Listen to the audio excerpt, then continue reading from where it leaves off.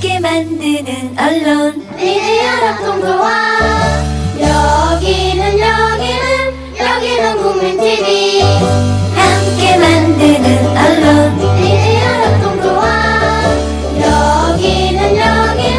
여기는 국민TV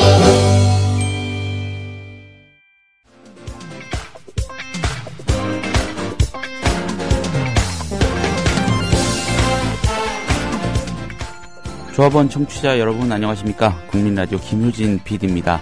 2015년 7월 31일 금요일에 국민라디오 주간 브리핑 시작합니다. 뭐 며칠 전부터 제가 이 시간에 사실은 7시 반부터였죠. 원래는 국민라디오 주간 브리핑을 좀 임시로 편성을 해서 진행을 하고 있었습니다. 예전에 잠시 편성이 돼서 제가 방송을 한 적이 있습니다만은 아무튼 이번에 다시 좀 맡아서 하게 됐고요. 관련해서 어제요. 국민라디오 임시 편성안이 일단 확정이 됐습니다.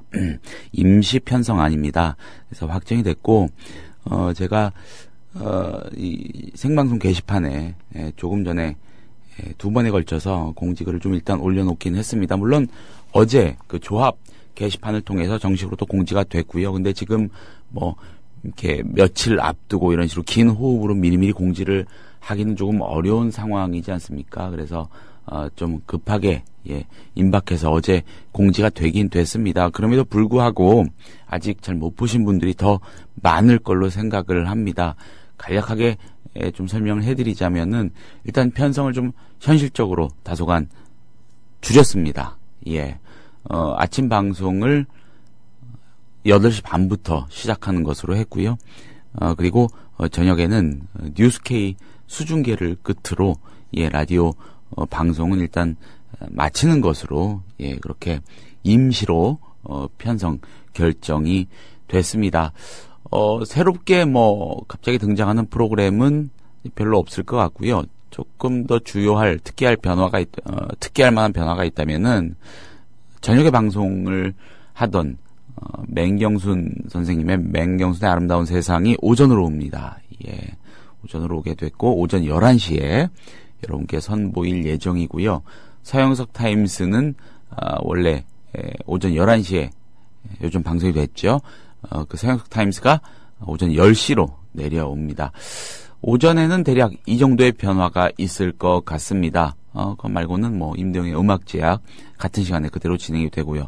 그리고 맹아새가 편성 시간이 조금 줄었습니다. 1시간으로요. 1시간으로 줄었고 대신에 월화수목금 다 편성이 되어 있으니까 이전까지는 그 월요일은 하지 않았잖아요. 방송을. 그랬었는데 이제 닷새 다 하시게 되는 겁니다. 그런 변화가 있었다는 것 좀 참고를 고려를 해주시면 좋겠고요. 다시 한번 정리를 하자면은 다소간의 편성 축소를 동반한 새 편성안, 임시 편성안이 새로 어제 공지가 됐고요. 그에 따라서 아침 방송은 오전 8시 30분에 시작을 하고 방송 종료는 뉴스K 수중계가 끝나는 시점이 됩니다. 여러분의 많은 이해 또 참고 고려 부탁을 드리겠고요. 그리고 이 조간 브리핑, 사실 조간 브리핑을 1시간 하는 건 굉장히 좀 늘어진다는 지적이 많이 있었습니다. 30분 정도가 적당한 것 같아요. 그래서 제가 30분 정도 여러분들에게 조간 신문을 읽어드리고 바통을 임대웅 감독에게 넘겨드리는 것으로 이렇게 진행을 해보도록 하겠습니다. 오늘 하루 종일 틈틈이 이에 대한 또 안내 말씀이 나갈 테니까요. 참고 부탁드립니다. 자, 그건 그렇고 국민라디오 주간 브리핑 시작을 해보겠습니다. 오늘 신문들이 이 얘기 중요하게 다루고 있습니다. 사실 남의 집 집안 싸움인데 뭐가 그렇게 중요한가 싶기도 하고요. 어떻게 보면은 여기에 등장하는 사람들이 많은이 아니죠. 거의 절대 다수의 신문사들에게 아주 유력한 광고주이기 때문이 아닌가 싶은 생각도 듭니다. 꼭 그런 건 아니겠죠. 말이 그렇다는 것이었습니다. 한국일보 일면입니다. 주총대첩 칼 가는 롯데 형제. 형제가 아닌 신동주 전 일본 롯데홀딩스 부회장과 신동빈 한국 롯데 회장 간의 그룹 경영권을 둘러싼 다툼이 결국 일본 롯데홀딩스 임시주주총회의 표대결로 치닫고 있다는 소식입니다. 중앙일보도 같은 내용 다루고 있네요. 신동빈 대 반신동빈 롯데 가족 대결로, 이런 제목입니다. 국민일보도 마찬가지인데 제목이 좀 재밌습니다. 형의 반격, 주식의 대결. 예. 뭐 더 구체적으로 너무 전해드릴 필요는 없지 않을까, 저는 그렇게 생각을 합니다. 경향신문 일면입니다. 포스코 표적 수사, 검찰 결국 접는다. 검찰이 5개월 동안 벌여온 포스코 수사를 마무리한답니다. 정동화 전 포스코건설 부회장에 대해 청구한 구속영장이 2차례나 법원에서 기각돼서 수사 동력이 떨어진 데다 수사를 억지로 질질 끌고 있다는 비판 여론이 확산되면서 부담이 커졌기 때문이라는 분석입니다. 동아일보 일면입니다. 의원 1명 늘리면 연 7억 혈세. 예, 돈 낭비하게 된다. 이런 얘기겠죠. 야당 특히 새정치민주연합이 주장하고 있는 내용에 대한 반박을 하는 것인데, 글쎄요, 뭐 여론에 좀 편승하려는 측면도 있어 보이고, 그런데 새정치민주연합은 조금 다른 주장을 꺼내 들고 나왔습니다. 그 내용 잠시 뒤에 전해드리겠습니다. 서울신문 일면입니다. 복지 수요가 큰 광역시 교부세 더 가져간다. 중앙정부가 지방자치단체의 재정 부족분을 메워주는 지방교부세 배분 기준에서 사회복지 비중을 현행보다 10%포인트 높일 경우 경기도 등 7개 광역지자체가 보통교부세를 2,147억 원이나 더 가져가는 것으로 나타났다고 합니다. 조선일보 일면입니다. 제주 해군기지 지연 273억 정부가 배상. 예, 기사의 시작은 이렇습니다. 좌파 성향 시민단체 등의 반대 시위에 따른 제주 해군기지 건설 지연으로 정부가 273억 원의 배상금을 건설업체에 지급하게 됐다는 내용입니다. 한겨레 일면입니다. 국정원 불법, 안보라는 말로 감추지 마라. 무슨 내용일지 대략 짐작하시겠죠? 잠시 뒤에 이 기사 좀 더 자세하게 짚어보겠습니다. 광고 빨리 듣고 돌아오겠습니다. 안녕하세요. 국민TV 조합원 전창걸입니다. 이번에 새롭게 오픈한 국민TV 쿠겐샵의 성공과 번창을 기원합니다. 쿠겐샵이 국민TV 미디어 협동조합의 튼실한 살림으로 성장하길 바랍니다. 당연히 물론 쿠겐샵에 새싹 땅콩차 입점시켰습니다. 먹기 편하게 티백으로 만든 새싹 땅콩차도 있사오니 여러분의 많은 관심을 바랍니다. 혹시 커피숍을 운영하시는 분들 메뉴에 새싹 땅콩차를 추가하고 싶다면 도매 가격으로 납품 가능합니다. 거침없이 070-8635-1288로 전화주세요. 그리고 인터넷 다음에서 새싹 땅콩차를 검색하시면 전창걸닷컴으로 오실 수 있습니다. 골이 깊으면 산이 높듯이 힘겨운 시간이 지나면 행복한 시간이 다가올 것을 저는 믿습니다. 힘든 세상 혼자서 속상해하지 마세요. 여러분 곁에는 국민TV가 있습니다. 그리고 발칙한 음료 기발한 차 새싹 땅콩차도 있습니다. 070-8635-1288입니다.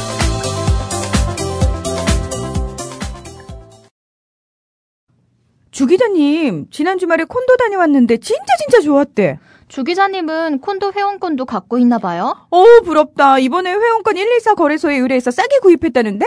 콘도 회원권은 비싸지 않아요? 회원권인데? 근데 이 콘도 회원권이라고 다 비싼 게 아닌가 봐. 회원권 114에 알아보니까 종류도 많고 다양한 상품들 엄청 많던데?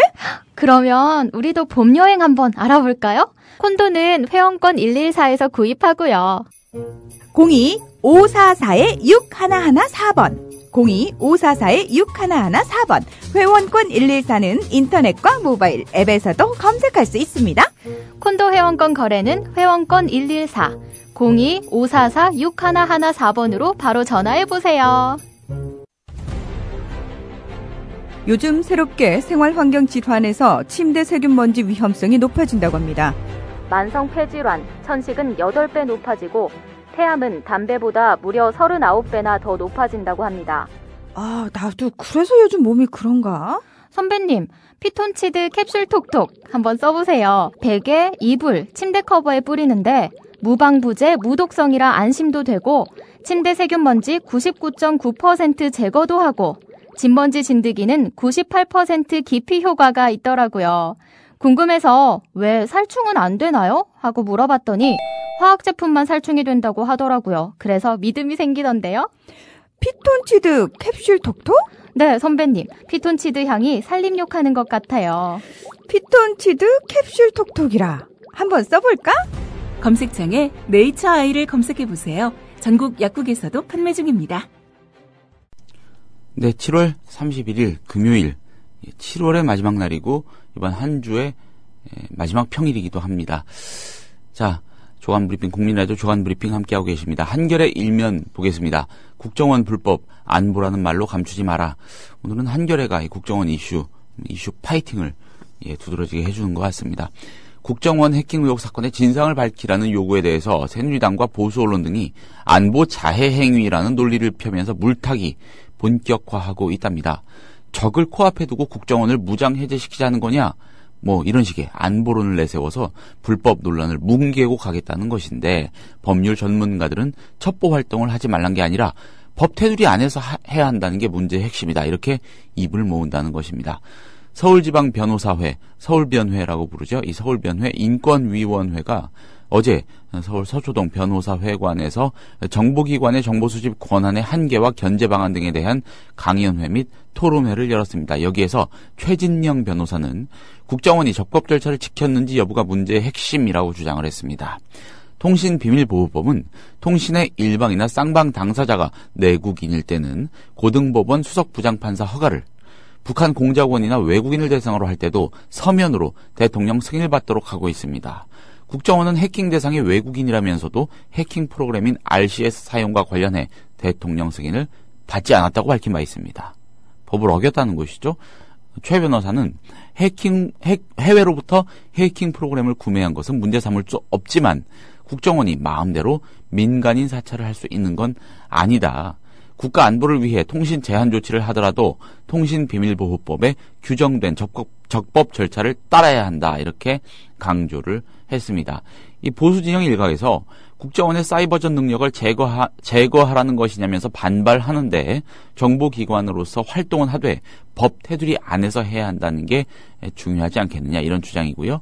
대통령 승인 등 절차를 밟을 경우 제3자나 언론에 공개되는 게 아닌데 마치 적법 절차를 밟으면 비밀스러운 첩보 활동이 불가능한 것처럼 호도하는 것도 문제점으로 지적이 된다고 합니다. 그러네요. 저는 이 법 규정, 이 절차는 잘 알지 못했는데 읽어보니까, 듣고 보니까 그렇게 하고 하면 되지 않습니까?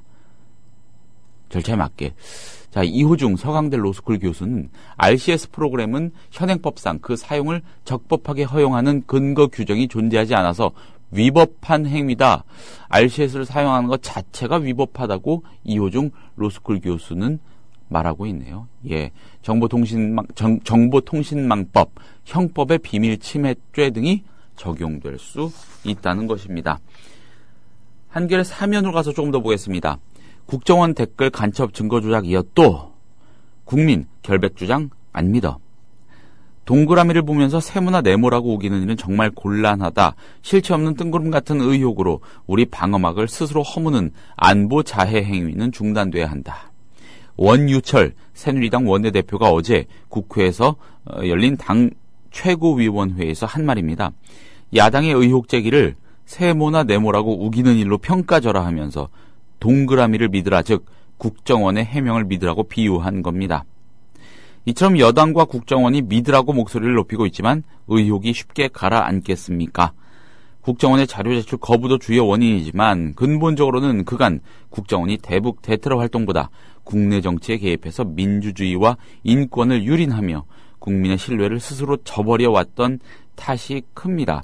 자, 역대 정권마다 국정원은 국내 정치 공작의 중심에 있었습니다. 1997년 국정원 전신인 국가안전기획부 안기부가 기획한 북풍 공작 사건이 대표적입니다.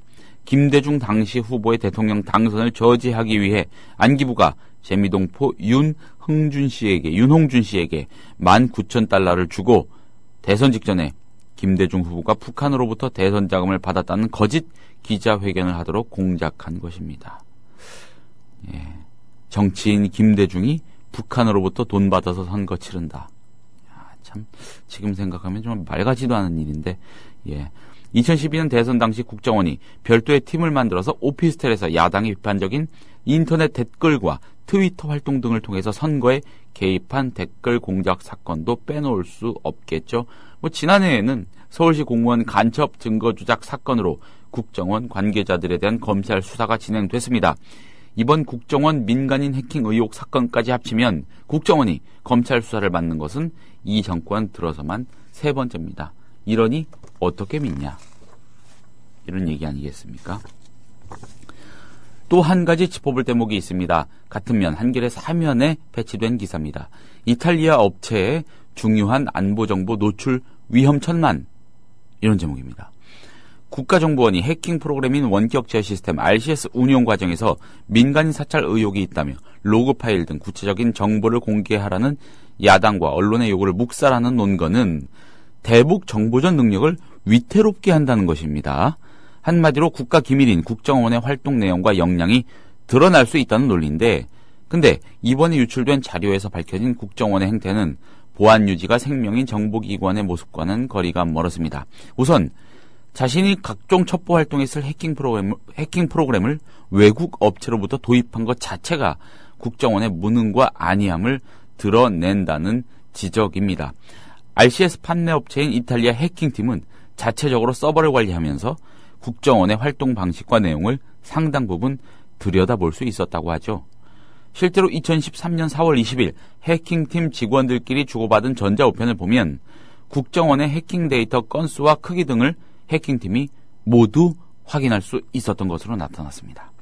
국정원은 또 자신의 타깃에 대한 정보도 해킹팀에 노출했습니다. 지난해 1월 해킹팀에 보낸 전자우편에서 국정원은 중국의 타깃들이 좀 있는데 360 백신, 중국에서 많이 쓰이는 백신이랍니다.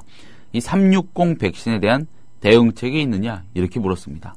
중국 거주인들이 주요 타깃임을 버젓이 드러낸 셈입니다. 예.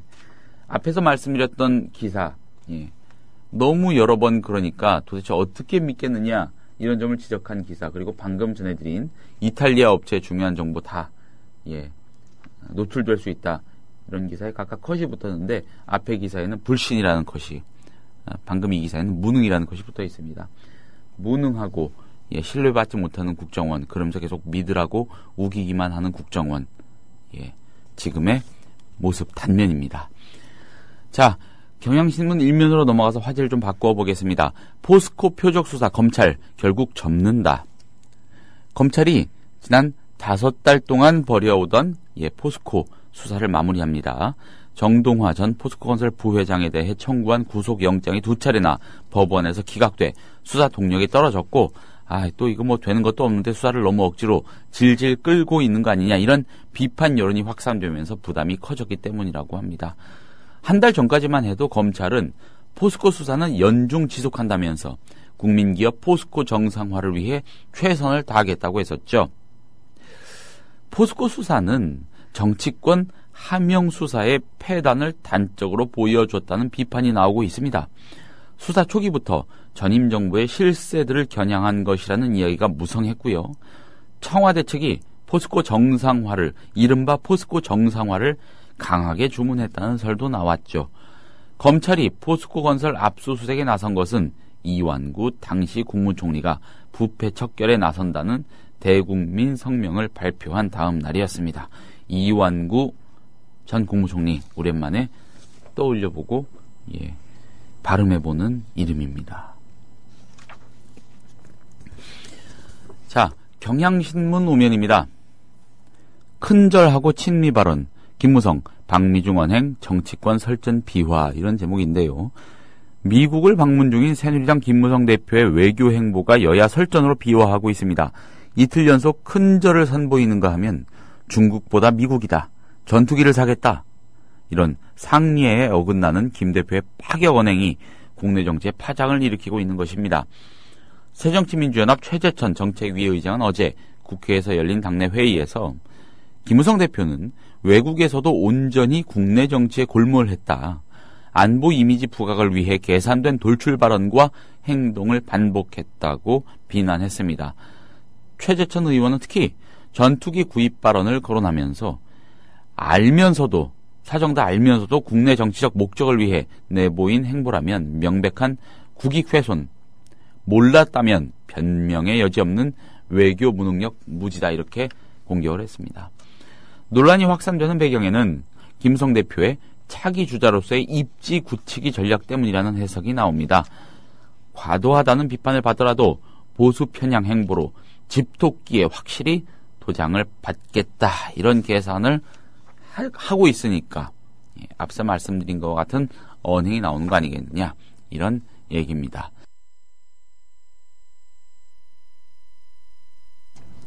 좀 목을 좀 고르고 왔습니다. 자, 한겨레 6면에서 한 꼭지 더 보겠습니다. 이런 와중에 김무성 대표는 이렇게 말을 했습니다. 내년에도 큰절하겠다. 김무성 대표, 현지 시각으로 지난 29일 뉴욕에서 열린 동포간담회에서 6.25 때 우리나라를 살려주신 분의 묘에 절 2번 했다고 서울의 언론에서 비판을 많이 한다. 저는 내년에 가서 또 하겠다. 이렇게 말을 했다는 겁니다. 김 대표는 돌아가신 어른에 대한 관습이 큰절 2번 아니냐 이렇게 덧붙이기도 했다네요. 김무성 대표 지난 27일 워싱턴 동포간담회 때 진보 좌파라는 표현을 이번 뉴욕 동포간담회에선 종북 좌파로 조금 바꿔서 똑같은 주장을 반복했답니다. 김 대표는 진보 좌파 세력이 준동하면서 어린 학생들에게 부정적 사관의 역사 교과서로 현대사를 가르치고 있어서 우리나라의 미래가 걱정된다.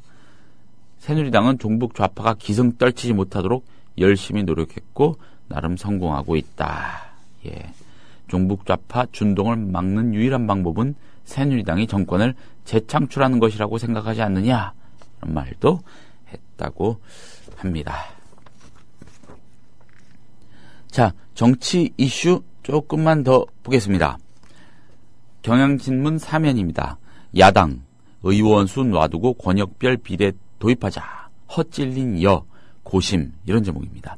새정치민주연합이 어제 선거제도 개편과 관련해 현행 300석을 유지하는 대신 권역별 비례대표제를 도입하자고 전격 제안했습니다. 새누리당은 국민 여론 등을 들어서 야당의 주장을 특히 의원 정수 늘리자는 주장을 계속 일축해 왔죠. 이런 가운데 좋다. 그러면 현행을 유지하는 대신에 권역별 비례대표제를 도입해서 비례성을 좀 더 높이자. 이렇게 제안을 한 겁니다. 자, 새누리당이 조금 난처한 입장이 된 것 같기도 하고 경향신문은 그렇게 의미를 부여하고 있습니다. 새누리당이 허를 찔렸다고. 그런데 그렇다고 해서 호락호락 또 그걸 받아들일 새누리당은 아닌 것으로 생각이 됩니다. 물론 새누리당 내부에서 논의 가능성은 열어둔 상태라고 하지만 아직은 회의적인 목소리가 적지 않다고 하는데 그 근거 중에 하나가 이런 게 있습니다. 새누리당 싱크탱크인 여의도연구원은 내부 보고서를 통해서 과격한 진보 세력의 정치적 진입을 위한 교두보라고 이 새정치연합이 제안한 제도를 비판한 사실이 알려졌다고 하는군요. 저간의 맥락을 좀 알 수 있게 하는 대목입니다. 자, 경향 사면 기사를 한 꼭지 좀 더 보겠습니다. 새누리당이 새정치민주연합의 주장, 이거는 그냥 합리적인 주장입니다. 그렇지 않습니까? 이건 정파적인 이해관계 이런 걸 따질 거 아닌데 사실 저도 이론적으로는 그렇고요. 비례성을 높이고 사표를 방지하고 지역주의를 해소하자는 것에 어느 국민이 반대하겠습니까? 모든 사실을 제대로 알기만 한다면은요. 그런데 새누리당이 왜 이렇게 떨떠름한 반응을 보이면서 맞서고 있는지 이런 해석, 이런 조사 결과를 보면 알 수 있을 것 같습니다. 국회 입법조사처가 지난 2월 말에 공개한 권역별 비례대표제 시뮬레이션 결과 보고서를 보면 의석수 300석을 기준으로 새정치민주연합이 새로 제안한 내용이기도 하죠. 의석수 300석을 기준으로 19대 총선 득표율을 적용했을 때 새누리당이 원내 제1당이 되긴 되는 것으로 나타났습니다. 그런데 새누리당의 과반 의석 확보는 어려운 것으로 동시에 나타났다고 하는군요. 그렇죠? 새누리당이 왜 그토록 반대하는지 따지고 보면 간단한 문제였습니다. 세계일보 일면으로 가보겠습니다. 조현아 전 대한항공 부사장이 지난해 말 땅콩 회항 당시 미국에서 구입한 물건을 정상적인 통관 절차도 거치지 않고 국내로 반입한 것으로 뒤늦게 드러났다고 합니다. 예. 상자 5개 정도가 실려 있었는데 이거 통관 절차도 거치지 않고 바로 조현아 전 부사장의 집으로 배달이 됐다는 겁니다. 자, 중앙일보 18면입니다. 생활 밀착형 기사라고 할 수 있겠는데 여러분 그 해외 직구 많이 하십니까? 저는 아직 한 번도 안 해봤지만 주변에 사람들 보면 많이들 하는 것 같습니다. 중앙일보 18면 기사가 이렇습니다. 반품 안 돼? 직구 피해 1년 새 8배. 예. 인터넷 해외 직구를 하는 소비자들이 늘면서 소비자 피해도 급증하는 것으로 조사가 됐답니다. 서울시는 올해 상반기 서울시 전자상거래센터에 접수된 소비자 피해 상담 건수는 1,522건으로 지난해 같은 기간 접수된 건수와 비교해 72% 증가했다고 어제 밝혔습니다. 특히 해외 거래 관련 피해 상담은 지난해 같은 기간보다 8.2배 정도 증가했다고 합니다. 해외 직구 피해 사례 중 가장 많은 경우는 계약 취소에 따른 반품, 환급 거절, 배송 지연, 운영 중단, 연락 두절. 이건 정말 황당하네요. 운영 중단, 연락 두절. 이런 순이었다고 합니다. 특히 의류, 신발 등 패션 관련 상품을 직구 시도한 경우에 피해가 많았다고 합니다. 84.5%네요. 거의 다 의류, 신발 등 패션 관련 상품에 대한 피해였습니다. 참고하시면 좋겠고요. 서울시 전자상거래센터, 이 센터를 통해서 피해 신고를 할 수 있습니다. 홈페이지를 찾아가셔도 좋겠고요. 다산 콜센터에 신고하면 법률 구제 방법을 안내받을 수도 있다고 하니까 참고를 하시면 좋겠네요. 서울시 전자상거래센터입니다. 장영민 서울시 민생경제과장은 특히 해외 직구를 할 때 계좌 이체보다 신용카드, 에스크로로 결제해야 피해 구제를 받기 쉽다고 조언을 했으니까 또 참고하셔가지고 가급적 계좌 이체하지 마시고요. 신용카드, 에스크로 요걸로 좀 이용을 해보시는 게 어떨까 싶고 의류, 신발 등 패션 관련 상품 이 패션 관련 상품 구매하다가 피해본 경우가 전체 84.5%를 차지해서 가장 많았다고 하니까 조금 거리낌 있는 분들은 그냥 우리나라에서 직접 입어보고 신어보고 사시는 게 좋을 것 같습니다. 자, 시간이 아주 약간 남았는데 더 좀 진행을 하는 거는 좀 버거울 것 같고요. 간략하게만 다시 안내를 좀 드리면은 오늘부터 임시 편성안이 가동이 돼서 국민 라디오 방송은 아침 8시 30분에 시작을 하고요. 아침 8시 30분부터 30분간 제가 국민 라디오 조간 브리핑을 진행하게 됐습니다. 짧다면 짧고 길다면 긴 시간인데 아무튼 나름대로 최대한 알차게 조간신문 브리핑 해드릴 수 있도록 애써 보겠습니다.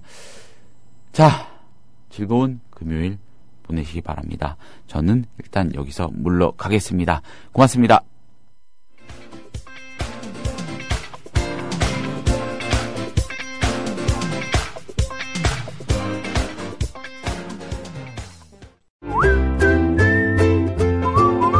국민라디오 팟캐스트 응원하는 가장 쉬운 방법 아시나요?